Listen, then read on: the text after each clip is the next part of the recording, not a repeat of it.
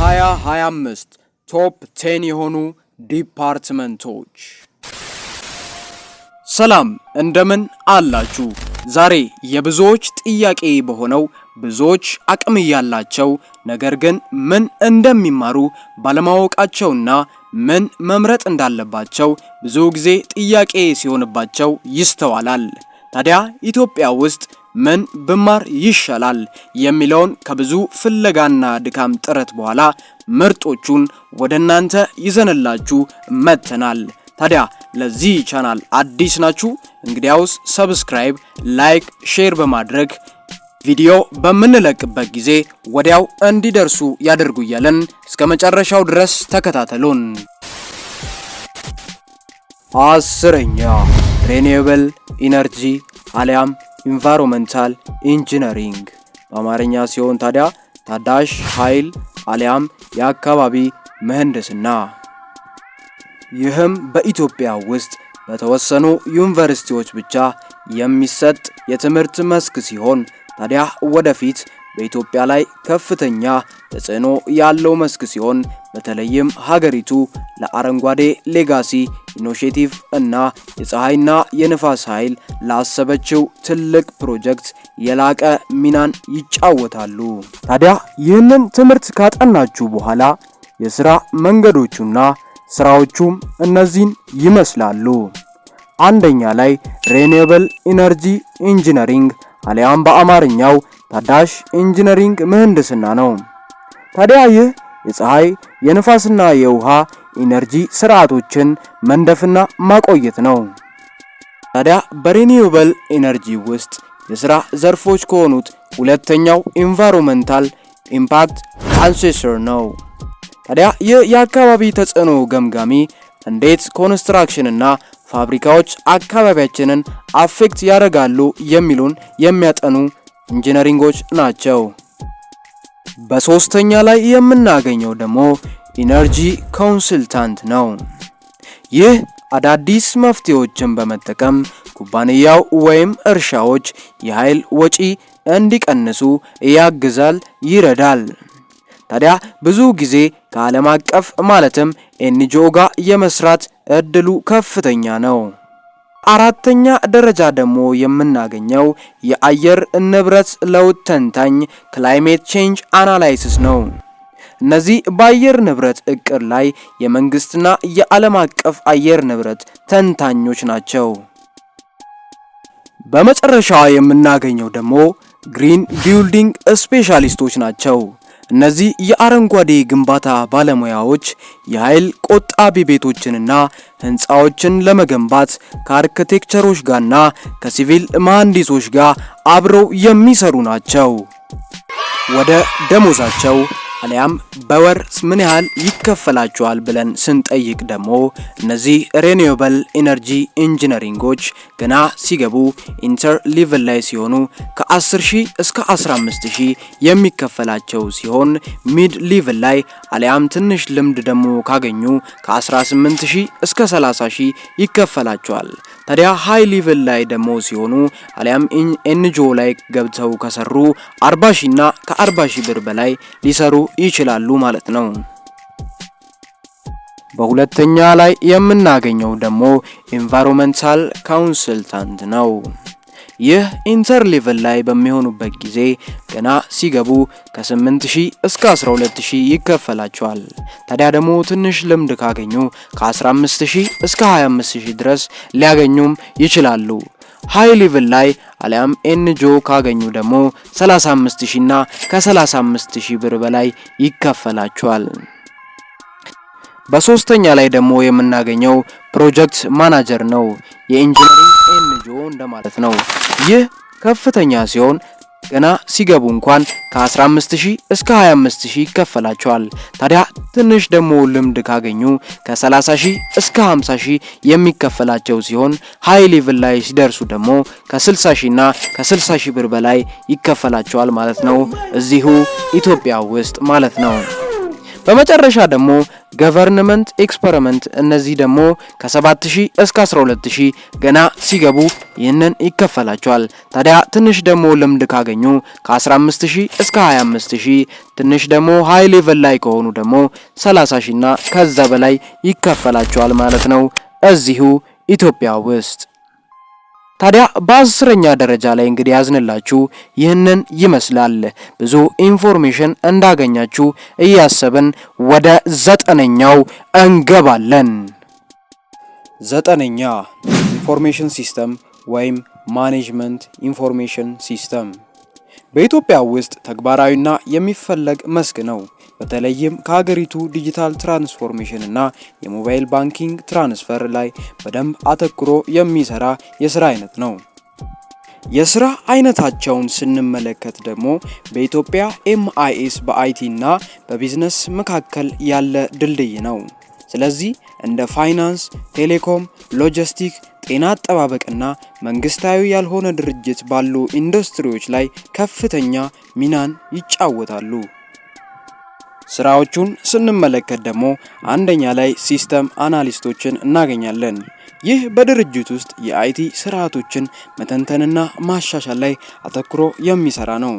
ሁለተኛ ደግሞ የምናገኘው አይቲ ሰፖርት ወይም ሲስተም አድሚኒስትሮች ናቸው። በሶስተኛ ደረጃ የምናገኘው ቢዝነስ አናሊስቶች ወይም ዳታ አናሊስቶችን ነው። እነዚህ ኩባንያዎች የተሻሉ የንግድ ውሳኔዎች እንዲያደርጉ ለማገዝ መረጃን የሚሰጡንና የሚያሻሽሉ ናቸው። በአራተኛ ኢአርፒ ስፔሻሊስቶች፣ በአምስተኛ አይቲ ፕሮጀክት ማናጀሮች፣ በስድስተኛ ሳይበር ሴኩሪቲ ኦፊሰሮች ወይም ኦዲተሮች ናቸው።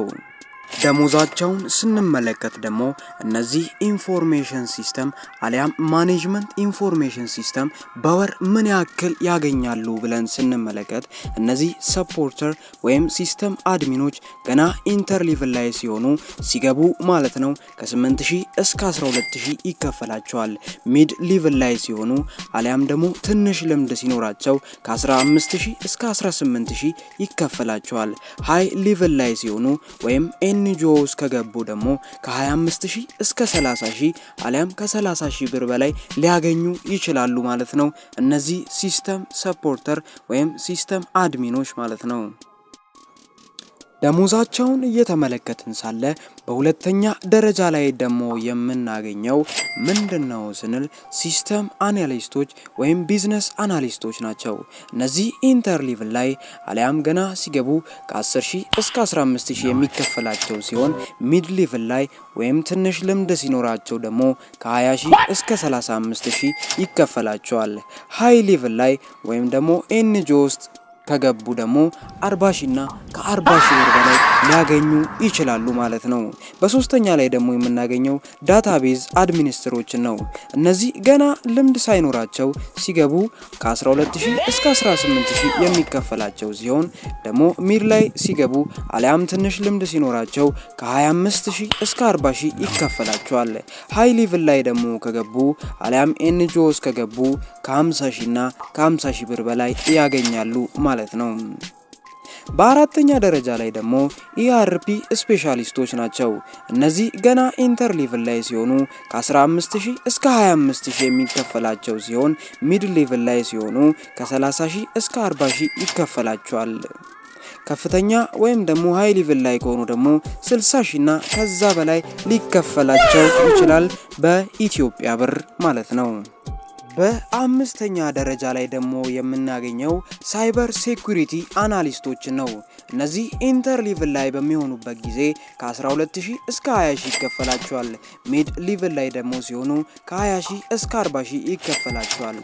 ሃይ ሌቭል ላይ ወይም ኤንጂኦ ላይ ከተቀጠሩ ደግሞ 50000 እና ከዛ በላይ ሊከፈላቸው ይችላል። በስድስተኛ የምናገኘው አሊያም መጨረሻ ላይ የምናገኘው አይቲ ፕሮጀክት ማናጀር ነው።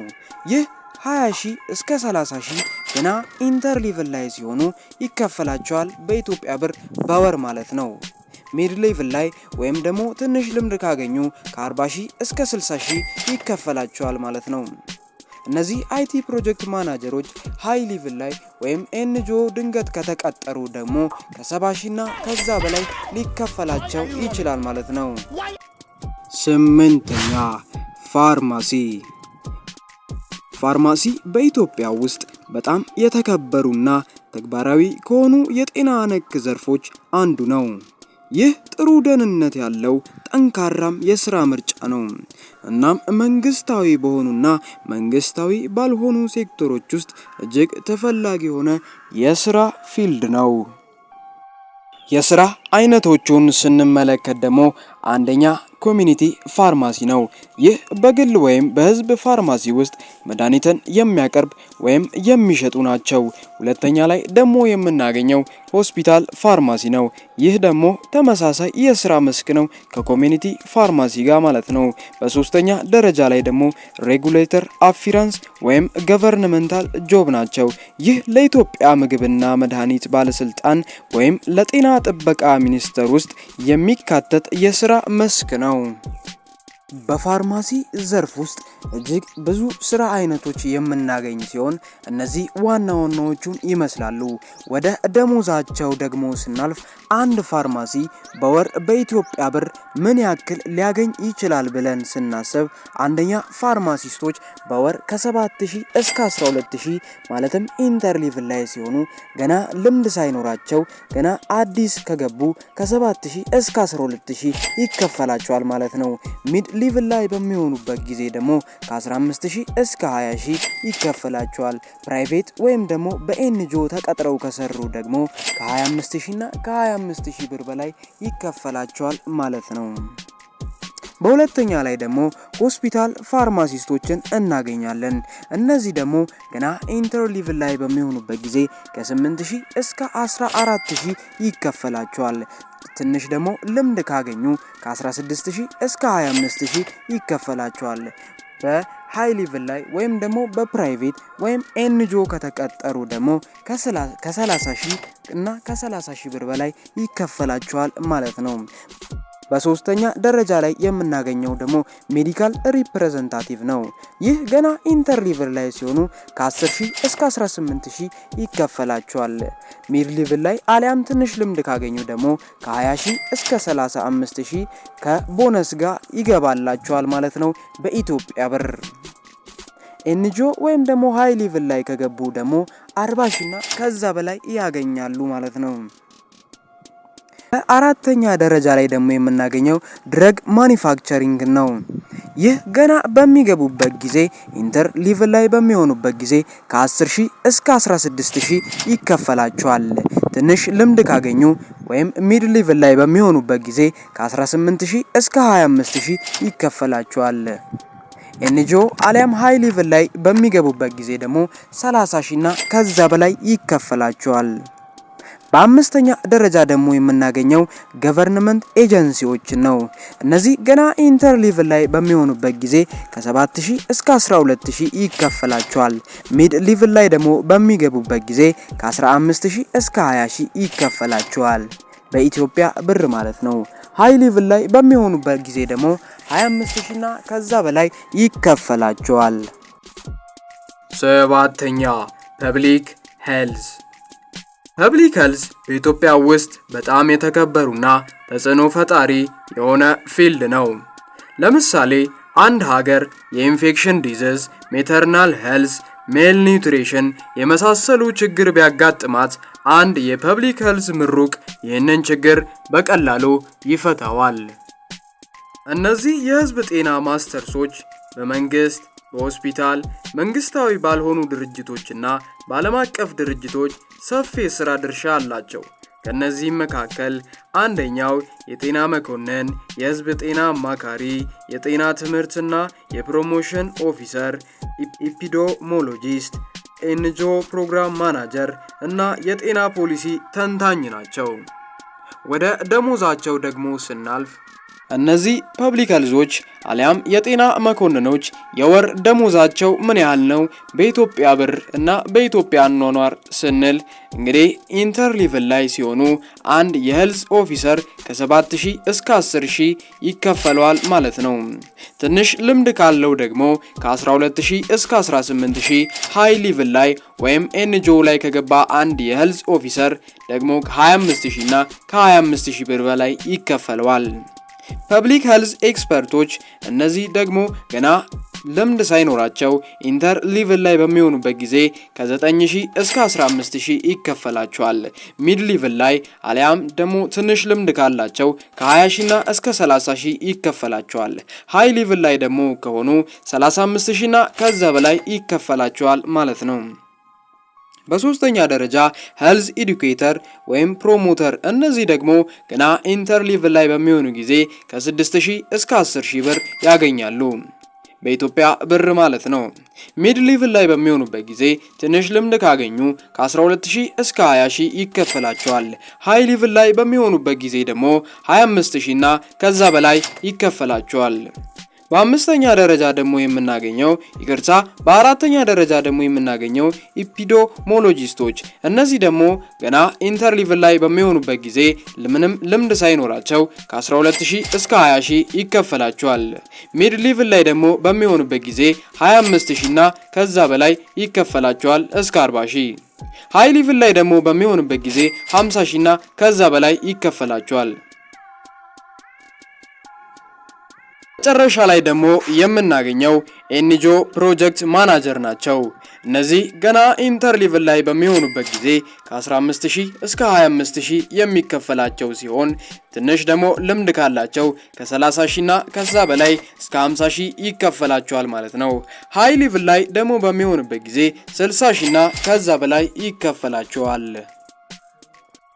ስድስተኛ አግሪካልቸራል ኢንጂነሪንግ እና አግሮ ቢዝነስ በኢትዮጵያ ውስጥ ሁለቱም ወሳኝና በማደግ ላይ ያሉ መስኮች ሲሆኑ ግብርናው ከ70% በላይ የሥራ ስምሪትና የጠቅላላ የሀገር ውስጥ ምርት ዋና አካል ነው። እነዚህ አግሪካልቸራል ኢንጂነሪንግ እና አግሮ ቢዝነስ ቴክኒካልና መሰረተ ልማት ላይ ትኩረት በማሽን፣ በመስኖ፣ በድረ መሬት ቴክኖሎጂና በእርሻ መሰረት ልማት ላይ ትኩረት ያደረገ ፊልዶች ናቸው። ሀገሪቷ የግብርና ስርዓቷን ስታዘምን በእነዚህ ዘርፎች የተመረቁ ተማሪዎች ተፈላጊነታቸው እየጨመረም ይሄዳል። ከነዚህ ስራ መስኮች መካከል የመስኖና የውሃ አስተዳደር መሐንዲስ፣ ሁለተኛ ለእርሻና ፕሮጀክት የመስኖ ስርዓት መንደፍና መተግበር፣ ሶስተኛ የእርሻ ማሽኖችን እና የመሳሪያዎች ስፔሻሊስት፣ አራተኛ የአፈርና የውሃ ጥበቃ መሐንዲሶች እነዚህና የመሳሰሉ ስራዎችን በውስጡ አካቷል። አንድ የአግሪካልቸር ኢንጂነሪንግ እና የአግሮ ቢዝነስ ተመራቂ በወር ምን ያክል ይከፈለዋል ብለን ስንጠይቅ ኢሪጌሽን ኢንጂነሪንግ ወይም ሶይል ኤክስፐርቶች እነዚህ ገና ኢንተር ሌቭል ላይ ያሉ ከ7000 እስከ 12000 ይከፈላቸዋል። ሚድ ሌቭል ላይ ደግሞ ሲሆኑ ከ15000 እስከ 25000 ይከፈላቸዋል ማለት ነው። ፕራይቬት ወይም ደግሞ ኤንጂኦ ተቀጥረው ከገቡ ደግሞ በእነዚህ በኢሪጌሽን ኢንጂነሪንግ ወይም በሶይል ኤክስፐርት ከፍተኛው 30000 ከዛ በላይ ይከፈላቸዋል። ሁለተኛ ላይ የምናገኘው ደግሞ ፋርም ማሽነሪ ስፔሻሊስቶችን ነው። እነዚህ ገና ኢንተር ሌቭል ላይ ሲሆኑ ከ8000 እስከ 14000 ይከፈላቸዋል። ሚድ ሌቭል ላይ ሲሆኑ ደግሞ 20000 እና እስከ 30000 ብር ይከፈላቸዋል ማለት ነው። ፕራይቬት ወይም ደግሞ ኤንጂኦ ከገቡ ሃይ ሌቭል ላይ ከሆኑ 35000 እና ከዛ በላይ ይከፈላቸዋል ማለት ነው። በሶስተኛ ደረጃ የምናገኘው አግሮ ቢዝነስ ኦፊሰሮችን ነው። እነዚህ ደግሞ በገቨርንመንት የሚሰሩ ማለትም በመንግስት ብቻ የሚሰጥ ይህ የአግሪካልቸር ዘርፍ ነው። ታዲያ ኢንተር ሌቭል ላይ ሲሆኑ ከ6000 እስከ 10000 ይከፈላቸዋል ማለት ነው። ሚድ ሌቭል ላይ ደግሞ ሲገቡ 12000 እስከ 20000 ይከፈላቸዋል ማለት ነው። አራተኛ ላይ የምናገኘው ደግሞ ቫልዩ ቼን ኤክስፐርቶችን ነው። ይሄ ደግሞ መንግስታዊ ባልሆነ ድርጅት ውስጥ የስራ ድርሻ ያለው መስክ ነው። ታዲያ ኢንተር ሌቭል ላይ ሲሆን ከ10000 እስከ 18000 የሚከፈለው ሲሆን ሚድ ሌቭል ላይ ሲገባ ደግሞ ከ25000 እስከ 40000 ይከፈለዋል ማለት ነው። ኤንጂኦስ ተቀጥረው ደግሞ ከገቡ ከ50000 እና ከዛ በላይ ይከፈላቸዋል ማለት ነው።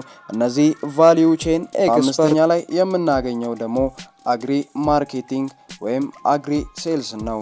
ታዲያ ይህ ደግሞ ገና ኢንተር ሌቭል ላይ ሲሆኑ ከ9000 እስከ 15000 በኢትዮጵያ ብር ይከፈላቸዋል። ሚድ ሌቭል ላይ ሲገቡ ደግሞ ከ20000 እስከ 30000፣ ፕራይቬት ወይም ደግሞ ኤንጂኦ ሃይ ሌቭል ላይ ከሆኑ ደግሞ 35000 እና ከዛ በላይ ይከፈላቸዋል ማለት ነው።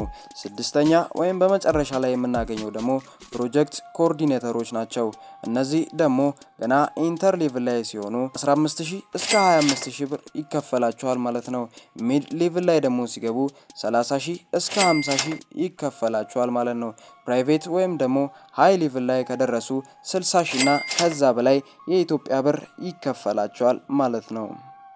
አምስተኛ ኤሌክትሪካል ኤንድ ኮምፒውተር ኢንጂነሪንግ በኢትዮጵያ ውስጥ ካሉት በጣም ተፈላጊና ከፍተኛ አቅም ያለው የምህንድስና መስክ ከሆነው መካከል አንዱ ኤሌክትሪካል ኤንድ ኮምፒውተር ኢንጂነሪንግ ነው።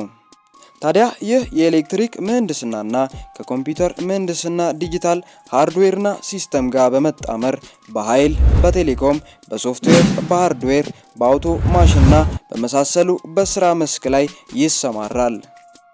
ይህ ፊልድ ከሌላው የሚለየው አራተኛ ዓመት ላይ ሲገባ በአራት አይነት ስትሪም ይከፈላል። ኮሙኒኬሽን፣ ኮንትሮል፣ ኮምፒውተርና ፓወር ናቸው። ስራዎቹን ስንመለከት ደግሞ አንደኛ ቴሌኮሙኒኬሽን ኢንጂነር። ይህ የስራ አይነት ዲዛይን ኤንድ ሜንቴን ቴሌኮም ኔትወርክ ላይ ለምሳሌ እንደ ፋይበር፣ ሞባይል፣ ዋይርለስ የመሳሰሉትን ዲዛይን ያደርጋሉ። ሁለተኛ ላይ የምናገኘው ደግሞ ፓወር ኤንድ ኮንትሮል ሲስተም ኢንጂነር ነው። ታዲያ ይህ ደግሞ በመገልገያና ኢንዱስትሪ ውስጥ የኤሌክትሪክ ኃይል ስርዓቶችን የቁጥጥር ክፍል ኃላፊ ይሆናሉ። በሶስተኛ ላይ የምናገኘው ደግሞ ሶፍትዌር ኤንድ ፊርምዌር ዲቨሎፐር ናቸው። እነዚህ ደግሞ C++፣ ጃቫ፣ ፓይተን የመሳሰሉ ፕሮግራሚንጎችን ሶፍትዌሮችን ማበልጸግ ላይ ይሰማራሉ ማለት ነው። አራተኛ ላይ ደግሞ ሲስተም ኢንቴግሬሽን PLC ኢንጂነር፣ አምስተኛ ሳይበር ፊዚካል ሲስተም ኢንጂነር፣ ስድስተኛ ኢምቤድድ ሲስተም ኢንጂነር። እነዚህ ብዙ አይነትና ካሉት መካከል ደግሞ ይህንን ይመስላሉ። አንድ የኤሌክትሪካል ኤንድ ኮምፒውተር ኢንጂነሪንግ በወር ምን ያክል ይከፈለዋል ብለን ስንጠይቅ ቴሌኮም ኔትወርክ ኢንጂነሮች ገና ኢንተር ሌቭል ላይ ሲሆኑ 10000 እስከ 15000 በኢትዮጵያ ብር ይከፈላቸዋል ማለት ነው። ትንሽ ልምድ ካገኙ ደግሞ 20000 እስከ 35000 ይከፈላቸዋል። ሃይ ሌቭል ላይ ሲሆኑ ወይም ደግሞ ኤንጂኦ ገብተው ከተሰሩ ደግሞ 40000 እና ከዛ በላይ ይከፈላቸዋል ማለት ነው። ሁለተኛ ላይ የምናገኘው ኢምቤድድ ሲስተም ኢንጂነር ናቸው። እነዚህ ደግሞ ገና ኢንተር ሌቭል ላይ ሲሆኑ 10000 እስከ 16000 ይከፈላቸዋል። ሚድ ሌቭል ላይ ደግሞ ሲሆኑ 20000 እስከ 30000 እንዲሁም ሃይ ሌቭል ላይ ከሆኑ ደግሞ 35000 እና ከዛ በላይ በኢትዮጵያ ብር ይከፈላቸዋል። በሶስተኛ ላይ የምናገኘው ደግሞ PLC ኮንትሮል ሲስተም ኢንጂነሮችን ነው። እነዚህ ገና ኢንተር ሌቭል ላይ ሲሆኑ ከ12000 እስከ 18000፣ ሚድ ሌቭል ላይ ሲሆኑ ደግሞ ከ22000 እስከ 35000፣ ሃይ ሌቭል ላይ ከሆኑ ደግሞ 40000 እና ከዛ በላይ ይከፈላቸዋል። በአምስተኛ ላይ የምናገኘው ደግሞ ሶፍትዌር ዲቨሎፐር ወይም ደግሞ ሶፍትዌር ፊርምዌሮች ናቸው። እነዚህ ደግሞ ገና ኢንተር ሌቭል ላይ ሲሆኑ 12000 እና እስከ 20000 የሚከፈላቸው ሲሆን ሚድ ሌቭል ላይ ሲገቡ ደግሞ ከ20000 እስከ 40000፣ ከፍተኛ ልምድ ደግሞ ካላቸው 50000 እና ከዛ በላይ በኢትዮጵያ ብር ይከፈላቸዋል። ኢንተርናሽናል ፕሮጀክት ኢንጂነሪንጎች ደግሞ ገና ኢንተር ሌቭል ላይ ሲሆኑ 15000 እስከ 25000 የሚከፈላቸው ሲሆን ትንሽ ልምድ ካላቸው ደግሞ ከ30000 እስከ 50000 በኢትዮጵያ ብር ይከፈላቸዋል። ሃይ ሌቭል ላይ ደግሞ ከሆኑ 80000 እና ከዛ በላይ በኢትዮጵያ ብር ይከፈላል። አራተኛ ቢዝነስ አድሚኒስትሬሽን ማኔጅመንት በኢትዮጵያ ውስጥ ሁለገብና በስፋት ተግባራዊ ከሆነው ፊልድ መካከል አንዱ ነው። በባንክ፣ በግል ኩባንያዎች፣ መንግስታዊ ያልሆኑ ድርጅቶች፣ በመንግስት ተቋማትና ሌሎች ውስጥ ከፍተኛ የሥራ ዕድል አለው።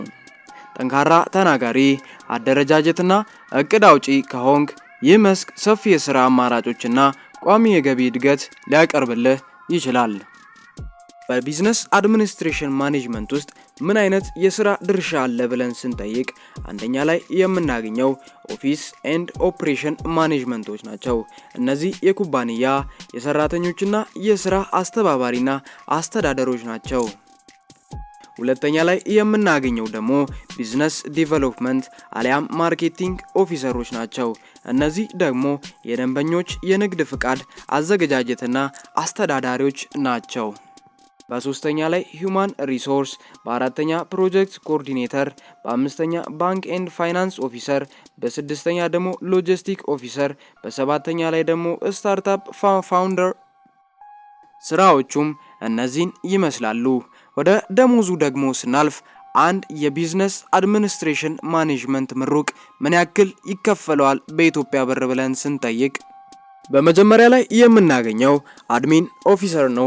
ይህ ደግሞ ገና ኢንተር ሌቭል ላይ ሲገቡ ከ6000 እስከ 10000 ብር፣ ሚድ ሌቭል ላይ ደግሞ ከ12000 እስከ 18000 ብር ይከፈላቸዋል። ፕራይቬት ወይም ደግሞ ሃይ ሌቭል ላይ ከሆኑ 20000 እና ከዛ በላይ በኢትዮጵያ ብር ይከፈላቸዋል። በሁለተኛ ላይ የምናገኘው ሂዩማን ሪሶርስ ኦፊሰር ነው። ይህ ደግሞ ገና ኢንተር ሌቭል ላይ ሲሆኑ ከ8000 እስከ 12000፣ ትንሽ ልምድ ካላቸው ደግሞ ከ15000 እስከ 25000፣ ፕራይቬት ወይም ደግሞ ሃይ ሌቭል ላይ ከሆኑ 30000 እና ከዛ በላይ በኢትዮጵያ ብር ይከፈላቸዋል። በሶስተኛ ደረጃ ላይ ፕሮጀክት አሲስታንስ ወይም ደግሞ ኮኦርዲኔተሮች እነዚህ ገና ኢንተር ሌቭል ላይ ሲሆኑ ከ10000 እስከ 16000፣ ከ20000 እስከ 30000 ደግሞ ሚድ ሌቭል ላይ ሲሆኑ ሃይ ሌቭል ላይ ከሆኑ ደግሞ 30000 እስከ 50000 በኢትዮጵያ ብር ይከፈላቸዋል።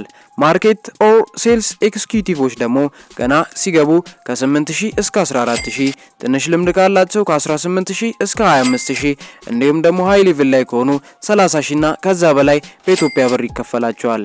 ባንክ ከስተመር ሰርቪሶች ደግሞ እነዚህ ከ7000 እስከ 12000 ገና ሲገቡ ሚድ ሌቭል ላይ ከሆኑ ደግሞ ከ15000 እስከ 22000፣ ሃይ ሌቭል ላይ 25000 እና ከዛ በላይ በኢትዮጵያ ብር ይከፈላቸዋል።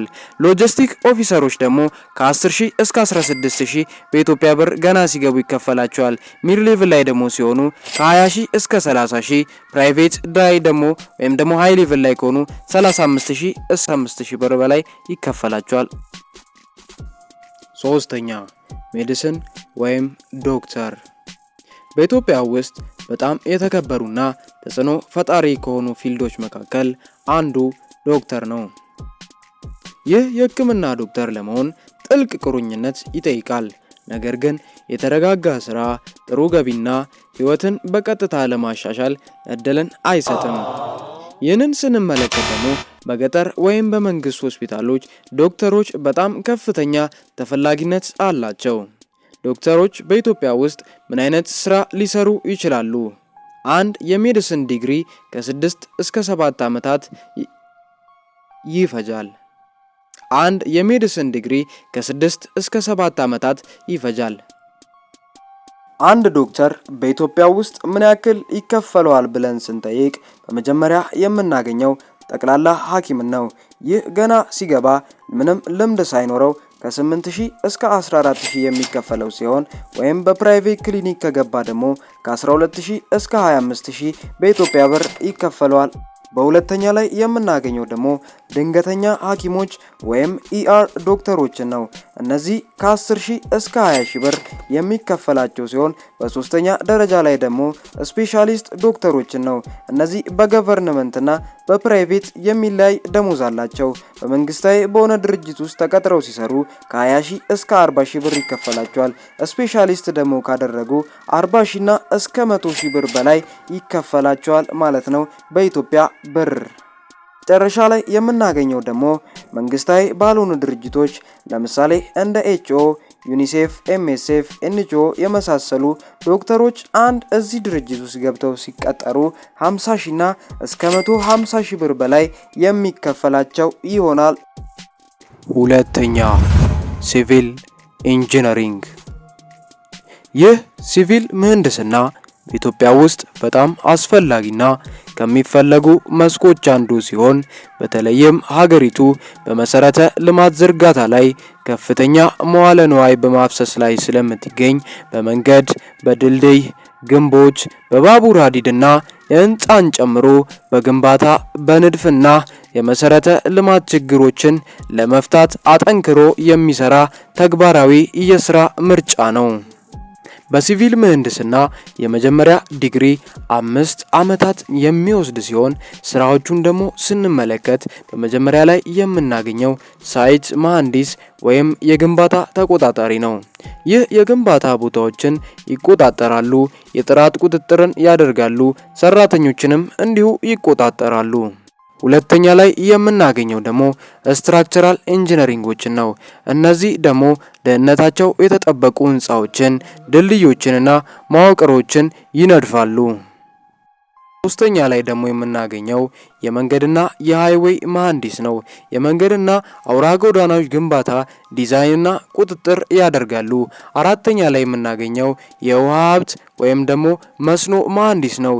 ይህ ደግሞ የውሃ አቅርቦት፣ የፍሳሽ ማስወገጃ ወይም የመስኖ ስርዓቶችን ይነድፋሉ፣ ይቀርጻሉ። መጨረሻ ላይ የምናገኘው ደግሞ የከተማ ፕላነር ወይም የመንግስት መሐንዲስ ነው። ይህ የከተማ አቀማመጦችን፣ የዞን ክፍፍሎችን፣ እቅዶችና የህዝብ መሰረተ ልማት ላይ ንድፍ የሚያወጡ የስራ ስምሪት ነው። ደሞዛቸውን ስንመለከት ደግሞ አንድ የሲቪል ምሩቅ ምን ያክል በኢትዮጵያ ብር ይከፈለዋል ብለን ስንጠይቅ አንደኛ ሳይት ኢንጂነር እነዚህ ገና ኢንተር ሌቭል ላይ ሲሆኑ ከ7000 እስከ 12000 እንዲሁ ሚድ ሌቭል ላይ ደግሞ ከሆኑ ከ15000 እስከ 25000 ሃይ ሌቭል ላይ ደግሞ ከሆኑ 30000 እና ከዛ በላይ ይከፈላቸዋል። እነዚህ ዲዛይን ኢንጂነሪንጎች ደግሞ ገና ሲገቡ ከ8000 እስከ 14000 ትንሽ ልምድ ካላቸው ደግሞ ከ20000 እስከ 30000 ሃይ ሌቭል ላይ ደግሞ ከሆኑ 35000 እና ከዛ በላይ ይከፈላቸዋል። እነዚህ የሮድ ወይም ደግሞ የሃይዌይ ኢንጂነሮች ደግሞ ከ9000 እስከ 15000 ገና ሲገቡ ሚድ ላይ ሲሆኑ ደግሞ ከ20000 እስከ 30000 ሃይ ሌቭል ላይ ከሆኑ ደግሞ 40000 እና ከዛ በላይ ይከፈላቸዋል። እነዚህ ኳንቲቲ ሰርቬይ ኢንጂነሪንጎች ወይም ደግሞ በውስጡ ሲቪል ኢንጂነሪንግ ካካተታቸው አንዱ ዘርፍ መካከል ከሆነው ገና ኢንተር ሌቭል ላይ ሲሆን ከ8000 እስከ 14000 ገና ሚድ ላይ ደግሞ ሆነው ትንሽ ልምድ ካገኙ ከ18000 እስከ 28000 ሃይ ሌቭል ላይ ከሆኑ ደግሞ 35000 እና ከዛ በላይ በኢትዮጵያ ብር ይከፈላቸዋል ማለት ነው። አንደኛ ኮምፒውተር ሳይንስ እና ሶፍትዌር ኢንጂነሪንግ። ዛሬ በኢትዮጵያ በፍጥነት እያደጉ ካሉና ከፍተኛ አቅም ካላቸው መስኮች መካከል ኮምፒውተር ሳይንስ እና ሶፍትዌር ኢንጂነሪንግ ተጠቃሾች ናቸው። እነዚህ የፌንቲክ፣ የጀማሪዎች፣ የቴሌኮም፣ መንግስታዊ ያልሆኑ ድርጅቶችና የውጭ አቅርቦት፣ የሰለጠነ ገቢዎችና የአይቲ ባለሙያዎች ፍላጎት አሁን ላይ ኢትዮጵያ ሆነ ከሀገር በዓለም አቀፍ ደረጃ ፍላጎታቸው እየጨመረ መጥቷል። ኮምፒውተር ሳይንስ እና ሶፍትዌር ኢንጂነሪንግ እነዚህ ዲግሪዎች ትኩረት የሚያደርጉት በፕሮግራሚንግ፣ በስርዓተ ልማት፣ በአውታር መረብ፣ በሳይበር ደህንነት እንዲሁም በኤአይ እና በሌሎች ሙያዎች ላይ ይሰማራሉ። እነዚህ ስራዎቻቸውን ደግሞ ስንመለከት በመጀመሪያ ሶፍትዌር ዲቨሎፐር ኢንጂነሪንግን እናገኛለን። ሁለተኛ ላይ ዌብ ዲቨሎፐር፣ ሶስተኛ ላይ ሞባይል አፕ ዲቨሎፐር፣ አራተኛ ላይ ዳታ አናሊስት ወይም ዳታቤዝ ዲቨሎፐር፣ አምስተኛ ሳይበር ሴኩሪቲ አናሊስቶች፣ ስድስተኛ ኤአይ ማሽን ለርኒንግ ዲቨሎፐር፣ ሰባተኛ ላይ አይቲ ሰፖርተር ወይም ሲስተም አድሚን፣ ስምንተኛ ቴች ኢንተርፕረነር ወይም ደግሞ ፍሪላንስ ሆነው እናገኛቸዋለን። አንድ የሶፍትዌር ወይም የኮምፒውተር ሳይንስ በወር ምን ያክል ይከፈላቸዋል በኢትዮጵያ ብለን ስንጠይቅ እነዚህ ሶፍትዌር ዲቨሎፐሮች ገና ኢንተር ሌቭል ላይ ምንም ልምድ ሳይኖራቸው ከ10000 እስከ 18000 በኢትዮጵያ ብር ይከፈላቸዋል። ሚድ ሌቭል ላይ ደግሞ ከሆኑ 20000 እና እስከ 40000 በኢትዮጵያ ብር ይከፈላቸዋል። ሃይ ሌቭል ላይ ደግሞ ከገቡ ከ50000 እስከ 100000 ከ100000 በላይ ሊከፈላቸው ይችላል። ሁለተኛ ላይ ደግሞ የምናገኘው ሞባይል አፕ ዲቨሎፐር ነው። ይህ ደግሞ ገና ኢንተር ሌቭል ላይ ሆነው ከ12000 እስከ 20000 ሚድ ሌቭል ላይ ደግሞ ከ25000 እስከ 45000 ሃይ ሌቭል ላይ ደግሞ ከሆኑ 60000 እና ከዛ በላይ በኢትዮጵያ ብር ይከፈላቸዋል። ሶስተኛ ላይ የምናገኘው ደግሞ ዌብ ዲቨሎፐሮችን ነው። እነዚህ ገና ኢንተር ሌቭል ላይ ከ8000 እስከ 15000 ሚድ ሌቭል ላይ ከሆኑ ደግሞ ከ18000 እስከ 30000 ሃይ ሌቭል ላይ ደግሞ ከሆኑ 40000 እና ከዛ በላይ ይከፈላቸዋል። አራተኛ ላይ የምናገኘው ደግሞ ዳታ አናሊስት ወይም ዳታ ኢንጂነሮችን ነው። እነዚህ ገና ኢንተር ሌቭል ላይ ሆነው ከ10000 እስከ 20000 ሚድ ሌቭል ላይ ደግሞ ከሆኑ 25000 እስከ 50000 ሃይ ሌቭል ላይ ደግሞ ከሆኑ 60000 እና ከዛ በላይ በኢትዮጵያ ብር ይከፈላቸዋል። በመጨረሻ የምናገኘው ደግሞ ሳይበር ሴኩሪቲ ወይም ኔትወርክ ኢንጂነሮችን ነው። እነዚህ ገና ኢንተር ሌቭል ላይ ሲሆኑ 12000 እስከ 22000 ሚድ ሌቭል ላይ ደግሞ ከሆኑ ከ25000 እስከ 45000 ሃይ ሌቭል ላይ ደግሞ ከሆኑ ከ60000 እስከ 100000 እና ከዛ በላይ በኢትዮጵያ ብር ሊከፈላቸው ይችላል። ውድ የኤ ፕላስ ጀነሬሽን ቤተሰቦች ቪዲዮ ይህንን ይመስል ነበር። ብዙ እንደተጠቀማችሁና እንዳወቃችሁ ተስፋ እናደርጋለን። ታዲያ ለዚህ ቻናል ደግሞ አዲስ ከሆናችሁ ሰብስክራይብ፣ ላይክ፣ ሼር አድርጉ እያልኩኝ ቪዲዮን በዚሁ አጠናቅቃለሁ። ሻሎም